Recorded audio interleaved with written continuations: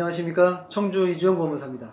이번 시간에는 개인회생 채권이란 무엇이고 어떤 요건을 갖추어야 개인회생 채권이 되는 것인지에 대하여 알아보겠습니다.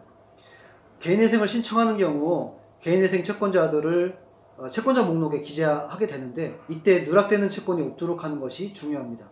채권자 목록에 채권자를 기재하지 않은 경우 그 누락된 채권은 면책 대상이 되지 않고, 나아가 고의로 채권자를 누락시키는 경우에는 원칙적으로 면책 불허가 사유에 해당됩니다. 채무자회생법에서는 개인회생 채권을 개인회생 절차 개시결정 전의 원인으로 생긴 재산상의 청구권으로 규정하고 있습니다. 이처럼 무엇이 개인회생 채권인지를 확인하는 것이 중요한 이유는 개인회생 채권의 요건에 해당되면 그 채권에 대한 개별적 변제가 금지가 되고, 또 면책과의 관계에서 채권자의 소재기 권능 또는 집행력 상실과 연계돼서 면책의 효력을 인정받을 수 있기 때문입니다. 개인회생 채권이란 채무자에 대하여 개인회생 절차 개시결정 전의 원인으로 생긴 재산상의 청구권을 말합니다. 다만 개인회생 절차 개시결정 후에 생긴 채권이라 하더라도 법이 예외적으로 이를 개인회생 채권으로 하고 있는 것이 있습니다.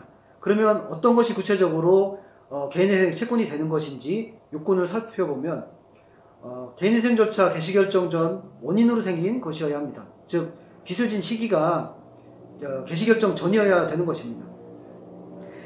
채무자에 대한 인적 청구권이어야 하는데요, 단순히 담보물만 제공한 물상보증채권, 소유권에 기한 물권적 청구권, 실용신앙권에 기한 무채재산권은 개인회생 채권에 포함되지 않습니다.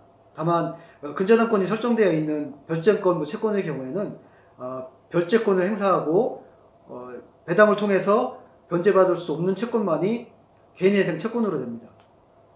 개인회생 채권으로 되려면 채무자에 대한 재산적 청구권이어야 합니다.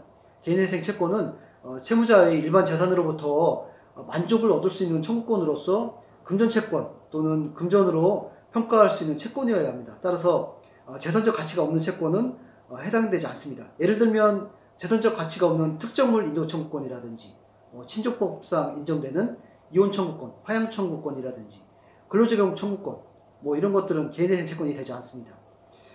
개인회생 채권의 전형적인 예로는 개시결정 전에 채무자의 생활비를 마련하기 위한 금융기관으로부터 빌린 대여금, 신용카드 회사로부터 카드를 발급받아 사용한 신용카드 이용대금, 영업소득자인 경우에는 채무자가 거래처로부터 원자재를 구입하고서 지급하지 않은 물품대금 채무, 이런 것들이 대표적인 개인회생 채권이 되겠습니다.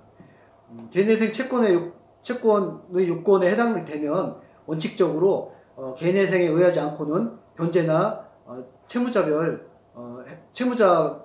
소멸 행위를 개별적으로 하지 못하고 인가시까지 강제집행이 금지됩니다. 나아가 면책 효력을 인정받는 대상이어서 그 대상을 특정하는 것이 중요합니다. 이상으로 개인회생 채권이란 무엇이고 어떤 요건을 갖추어야 개인회생 채권이 되는 것인지에 대하여 알아보았습니다. 감사합니다.